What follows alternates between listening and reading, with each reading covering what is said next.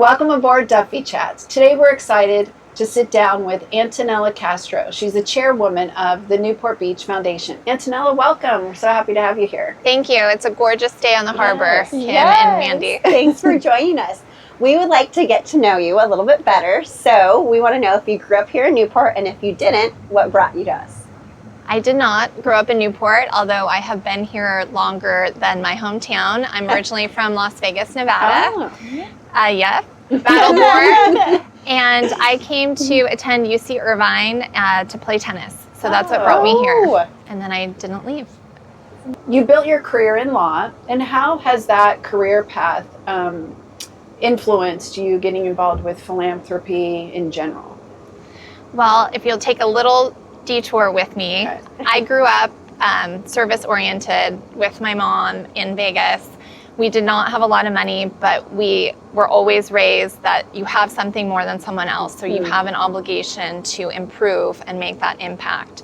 So we're always doing philanthropy growing up, and when I came to Orange County and then became an attorney, started with a big firm, Paul Hastings. As you know, lawyers grind away, especially new associates, but the firm shared my values, and they are committed to pro bono work and to several local nonprofits, including Orange County United Way.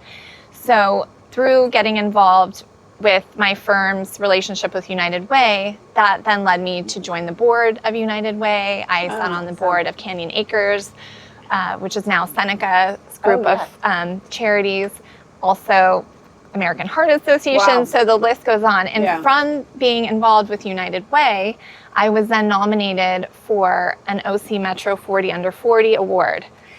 So I just had my first, which is impressive. They don't even, the magazine doesn't exist anymore, but it was a big thing back in the day. So I had just had my first child like 2 weeks before, and I met, this is where I'm getting to the meat of now local, really local involvement. And I met Joe Stapleton. He was also being recognized at the same time in the same event. So we connected after the event, maybe a couple weeks later. He's like, hey, do you want to come on the board of Elite OC? And then that spurned our relationship of local leadership. And then when it was presented to get involved with the Newport Beach Foundation and start that journey, that was a easy fit. That jumped on board. So that's kind of, a little backstory, but the evolution of that work. It came together. Yeah. So for those that don't know, can you tell us a little bit about the Newport Beach Foundation, how it got started, etc.? When it started. Yeah, when it started. Give us the backstory. Yes, sure. So in 2013, this is when I want to make sure I do this right. In 2013, Marianne Bergeson, whom hopefully most of you are familiar with, she was a state assemblywoman, a state senator. She ran the Department of Education. She was an OC supervisor. Really an amazingly dynamic woman. Herself, Linda Bindford, Debbie Snavely, who's a GM at VEA, Gary Sherwin, Denny O'Neill, who was a former mayor of Newport Beach, and Homer Bludow, who was our former city manager, got together and wanted to create a class that would inform our residents. So that was in 2013. They had one class. Homer Bludow actually was the godfather of Distinguished Citizen Program. He created the original curriculum. And in that first class was Diane Dixon, Robin Grant, Joe Stapleton, among others. And then it kind of went dormant. Fast forward then to 2017, Gary and Homer reached out to Joe and said, look, we think we should try and, resurrect this, like a 2.0 version 2.0. And, then Joe's like, hey, Antonella. And I'm like, sure, why not? Why She's not? A yes girl. Yeah, she is a yes girl. I am like, well, if I think I can add value to something and I can see how strategically we can make it work and make an impact, I'm all for it. I am not into put it on your resume, go to lunch and waste. I don't have time, especially roll your sleeves up. I know, which is kind of like a curse, right? A little bit because it makes you crazy. And then my husband's like, when are you going to get paid for all this stuff? I'm like, never. No. We pay. We just keep paying. Yes. So we got together. It actually was in a boardroom in the bottom of the Marriott, which is, now Vea. Yeah. So Yes. it used to be the What Marriott. year was this? 2017. Okay. And we 2017. got together and we whiteboarded, what this was going to look like. Okay. And would people sign up for a class? What did we want to be? And we really want to focus on igniting that next generation of leadership, which is what I think the original intention was they were realizing that they were local leaders, but they were getting older and there wasn't anybody Behind to them. backfill. Yeah. There was not a pipeline. Yes. There wasn't a program that existed that was reaching out to young professionals or families or just Yeah. residents who weren't like in the know, Right. Who Right. didn't have their bro already, Right. in the harbor commission that then was going to bring them on board. Yes. So we took that over. I can say now we are approaching our 14th class in May. Wow. So approximately 300, over 300 Have graduates. gone I'm like, Wow. That's a lot. and many serving in our city. So But was it originally called the Newport Beach Foundation, or was it just a class called Distinguished Citizens? Or did they? they had formally made it like the Newport Beach Foundation, and then it kind of went away. So this is Okay. like our 2.0. So Okay. 2.0. Okay. yeah. So, and you can ask Gary and Homer, like, we never, dreamed that it would be this Yes. successful and take on, add scholarship and programming and have the impact and really create a pipeline for local leadership. So you touched on it a little bit, but when you did go to those first meetings, what were the things that connected with you to make you want to add another thing to your plate? Yes. Yeah. Well, I love this community. Being a transplant, I recognize how special Newport Beach Yes. is, and raising a family here. We have a business here. We want to share the passion that we have for this community and its residents with others and protect it, so to speak. Right, I mean, I yes. know that sounds maybe a little like hokey, protect it, but make sure the quality continues. Yeah. And Yes. you're tapping into all the talent that's here. Right. There's so many people with varying backgrounds and viewpoints and Yeah. experiences, and you need all that to create a vibrant democracy and city. An informed citizenry is really your number one protection against tyranny, and that's Thomas Jefferson said that, and I believe that. It's like, give them access, give them opportunity to engage, and then see what happens. And it's So- like a little bit of ownership in the city. It Yeah. gives each individual their onus in a way. Yes. Yeah. Yeah, I don't want to sit back and complain and Right. sit back and be like, I could do Yes. better. I just Right. want to try to make an impact. I'm not always right. That's why you need different perspectives, Yes. and to inform you and the ideas. So it's been good. Good. But I like that. I like a challenge. I like coming up with solutions, and I love, our community. Yeah. So. So you kind of touched on it, but what gaps do you feel like you guys are solving here in the community with the Distinguished Citizens Program? Well, I think that we did not have a pipeline, or it wasn't as accessible, right, to get involved in civics or understand how the city runs, or meet the police chief, or meet the city manager. Yes. It's a little intimidating Right. if you're not involved and you're like, they're on city council. I would never meet them. I don't have Yes. anything in common. What does that mean? What is the utility? What do they do? Well, you can look around the harbor where we are, where they're dredging. They're Yes. they're patrol. Like, there's so many facets. And so we broke down, I think, that barrier and created relationships and gave access to how the city is run, and people can have ideas, they are informed, they can tell their neighbors, because a lot of times when you don't have the information, you have fear, or you make an assumption, and then a lot of times it's wrong, right? Misinformation. Yep. So, Right. and that leads to maybe some poor decisions or ideas that are hard to then break, right? Or like perspectives. And then that's not good for our city at all. So we want to be able to pull back the curtain And if you have a question, you have a permitting question, you want to start a business, like, okay, well, now the people in the city, City Hall, and they know you've come through, you're showing that you care, so they want to help you, Right.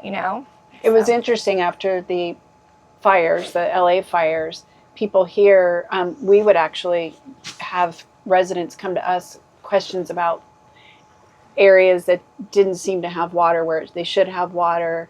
And I'm like, I don't know, let me try to find that answer for you. And went to Mayor Stapleton at the time. And then we were able to put out an article and information out there, because it was, people thought one thing, but they didn't know what the real story was. And it was great to be able to kind of debunk what people were thinking was something right. You're not like, great going on. We have a reservoir, and it's right down the street in Newport. You can walk on it. We take our graduates, so we try to do these like cool behind the scene activities. So we take our DCP alumni, and with Mark Vukojevic, who is the head of utilities, and they walk on the reservoir, and it's so fun. It's like covered. giant People don't water.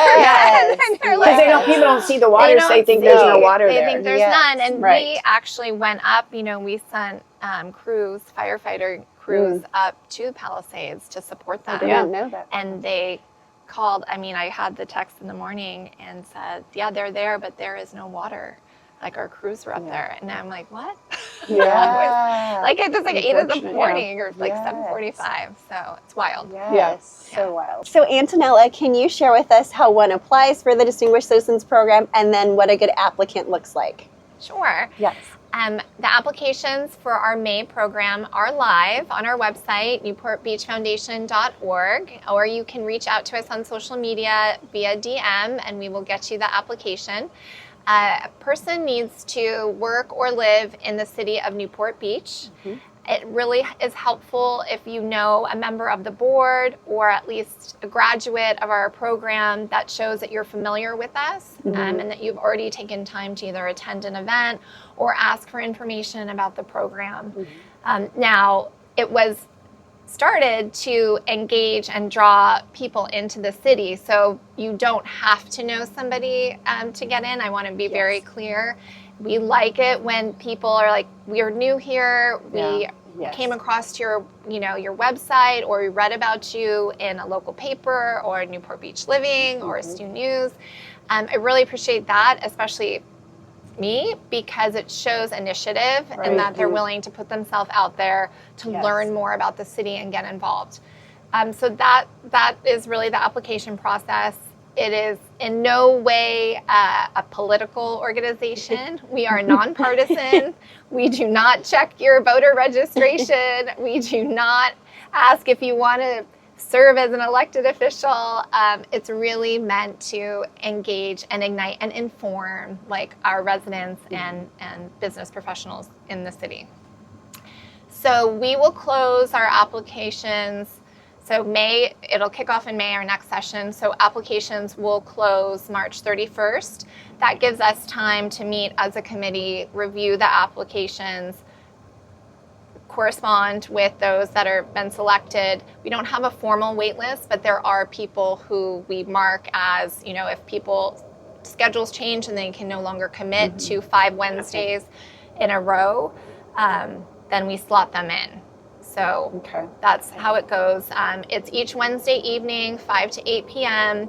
We have all the department heads in the city come and speak. We have a lot of local business leaders share their experiences and why it's so important to have public-private partnership and know what's happening in your city and how that impacts your business and your career. And then when you go through the program, what happens? You are an alumni, and we get a lot of behind-the-scene access to different venues and events in the city.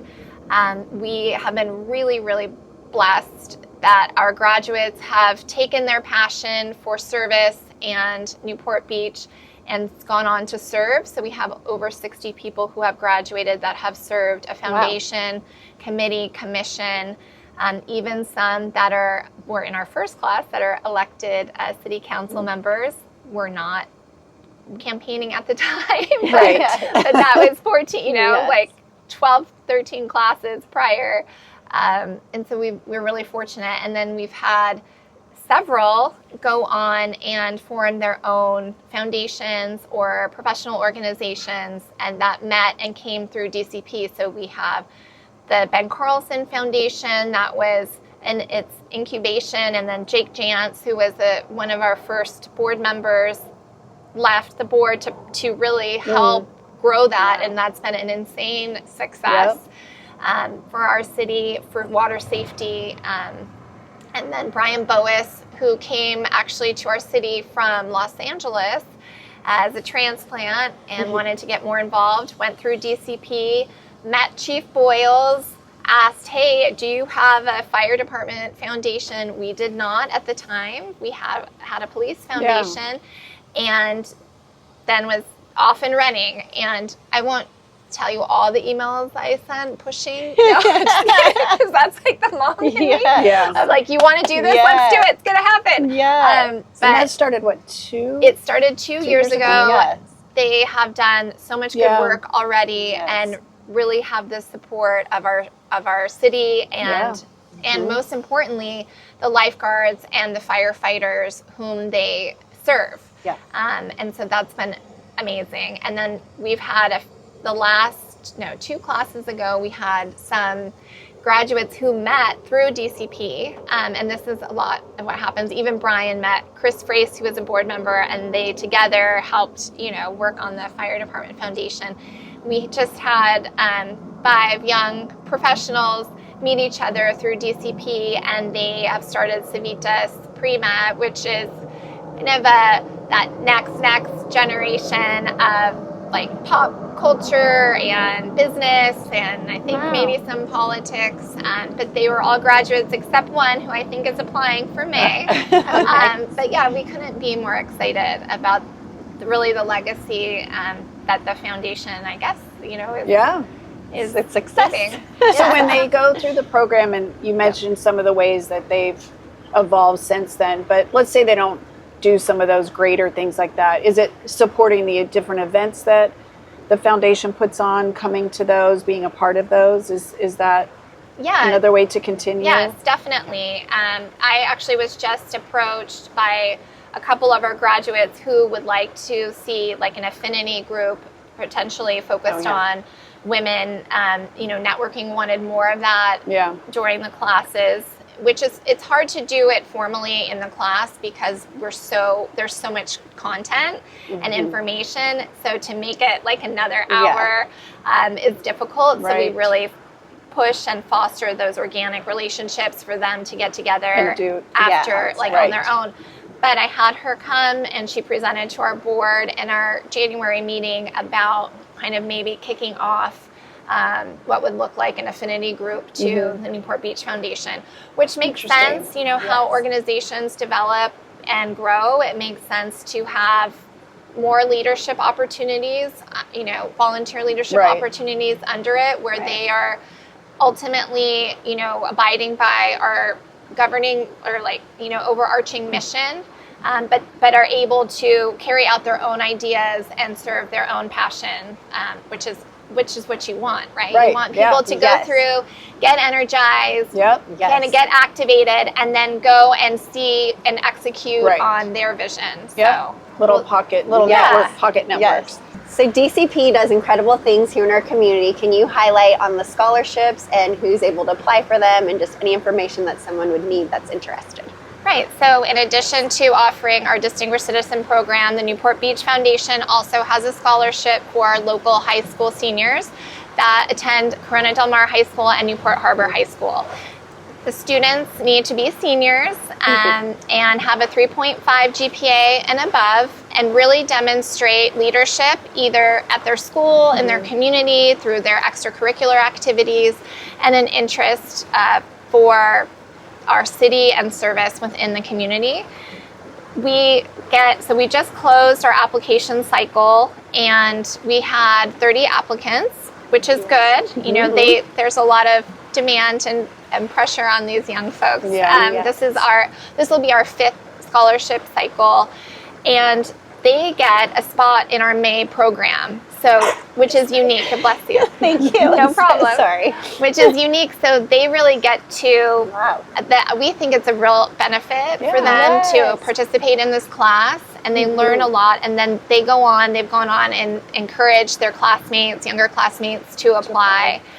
Yeah. And I can honestly say, you know, we have so many opinions about the youth of today, and they're disenfranchised, or, you know, what are they going to do, and going through and interviewing them, it really energizes me and gives me hope. Yes. Because some of the things that they want to do, I'm like, oh my gosh, they want to use art and computer science to help, like, Alzheimer.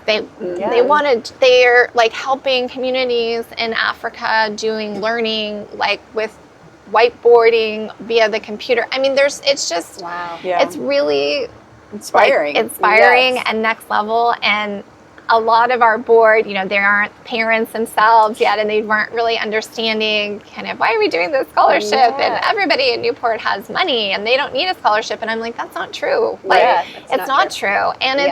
And it's not a need-based. It's really set up to be like a prestige and an award and a recognition for what these students have done and what we hope they will continue to do. And it's also building that connection. They come back to. Yes. It's building that connection of, you have a network, you have people here, the Newport Beach Foundation. We want you to come back and share your treasure and talent with our community. Like, we identified you early. Come back and be, you know, a future leader or just an amazing part of our city. So I love that. Yeah. So beyond the Distinguished Citizens Program, scholarships, tell us are there other ways that the community can be involved? I mean, simple donations or maybe some events that could they attend? Yeah, so we've done a lot of different things, trial and error over the years. We've done parent education events. We've done, our annual summer soiree, which has been at Lido House. And always a hit. that will highlight a local nonprofit. And we try to, you know, make that a fundraising and education opportunity for that nonprofit. So anybody can come, not just anybody can come. It's open to it's open to the community. We do some exclusive, you know, DCP alumni events, but that's a community-wide.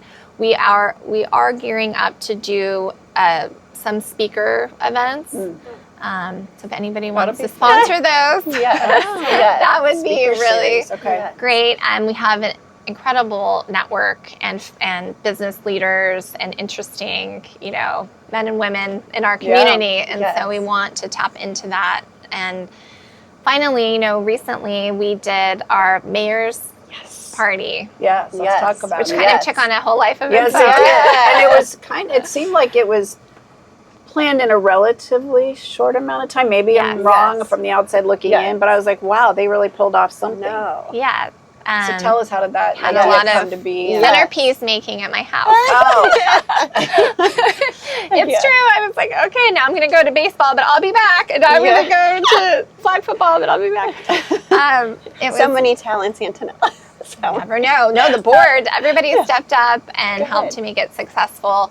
It initially was going to be an after party. So on the evening that the city council meets in December, that's their last meeting of the year, and they appoint the next mayor. They select the next mayor amongst themselves. The mayor then goes to what's the mayor's reception, which is different than the mayor's dinner, which Speak Up Newport does. I know it can be confusing because they're all called mayor. And the Chambers has historically hosted that event, but they also do their own awards. So it's like the Chamber Awards, and then the mayor comes, and the city staff is there, and then the mayor gets a handoff from the outgoing, and that's kind of been the tradition. After that event, the past few years, the mayors have gone on to do after parties, like Muldoon's, their own little thing. Yes, their own thing. So Visit Newport Beach came, you know, kind of thinking, well, this could be something good where you would be a beneficiary. It aligns with our mission of, you know, celebrating and highlighting our community and leadership.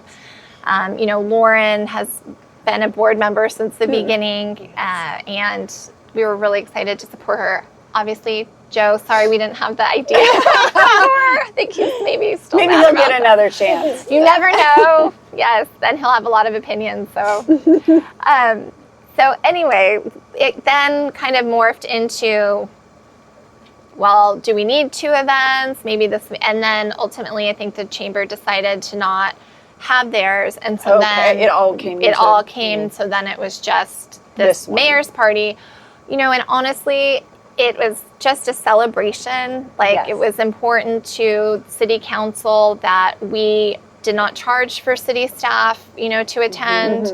A lot of times they pay for them to attend events, so it was totally underwritten. And we had so many new faces and new businesses, like big businesses who sponsored and wanted to be there and felt it was important to be in the room. It wasn't speech heavy, you know. I don't think anybody heard anything that I said or the mayor said. But that's okay. We tried. We tried, you know. But they were having a really good time. And I think that's what it was all about. It was like, let's celebrate Newport. Let's celebrate our residents, our leadership. We're really excited. It seemed well attended. Will this be an annual event, or I guess biannual, whatever the mayor is? Annual. So hopefully, yes. Is that the goal now? That's the goal. God bless you. Oh, stop. I'm so sorry, guys. Allergy season. My allergies over there. Next time, take a Zyrtec before I get on board. Yes, the initial thinking of the board, and, you know, based on feedback from attendees in the city, is that this is something that will be an annual event. I think it should. It was great. Now each mayor is different. So True. they can want, you know, something a little different. Something different, and we'll see if we can work with them. Okay. But it's good for us because we don't do a lot of fundraising, so it was a huge boost for us to now be thinking, like, what can we be doing? You know, I want to eventually be able to have a grants program for local businesses. You know, if they need help with insurance, and they need gap funding, you know, for permits, they need whatever, you know, that may look like. But that's kind of always been back of my mind, to be like a whole encompassing foundation really for the city, where you're getting them engaged, you're supporting our residents in business pursuits and in their passion and in philanthropy. So we'll see. You know, we've also done the polo. Yes, I remember. That was fun. So 2 years. Are they bringing it back? We'll see. That's a huge undertaking. Oh, okay. And so we TBD. What do we call it again? What's it called again? Surf and sand. Surf and Classic. sand. Yes. Yeah. That's been. Well, so 2 things I think we have are the future plans, and you've mentioned a little bit, and then some misconceptions, if there are any. Yeah, we love to hear the 2 different questions, but yes.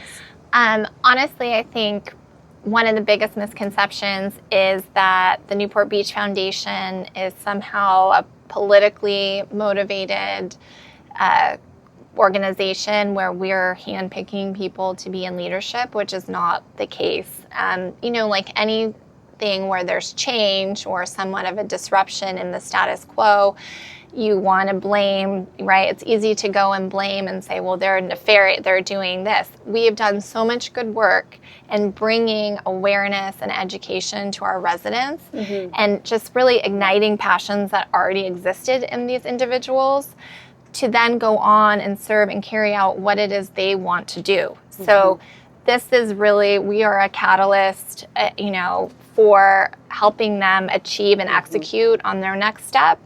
And whether going through our program is kind of a litmus test of, is this person serious, you know, or are they just somebody's friend? They don't know anything about the city. They're just someone's friend who applied and they want to get on because it's, you know, it's great to say I'm on the Harbor Commission, or it's, you know, it's awesome to be on library, and what is their real agenda? So I think it's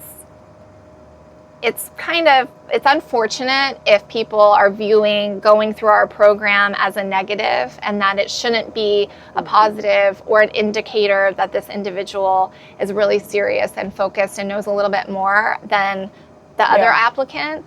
And that's what it's being used for, and that's natural. You know, it's if you're like interviewing anybody for a position, having prior experience in what the position is for is very helpful. Right. Yes. So I don't know how that then comes back to us saying we're handpicking, Yes. which is not the case. I think, now there are so many people who've gone through the program and realize we are really thoughtful in the class makeup and making sure we don't have, 20 attorneys like in the class, because that would be really boring. Just kidding. We're the best. Attorneys are the best. We're all realtors. We mix it up. We want different perspectives. We want different backgrounds.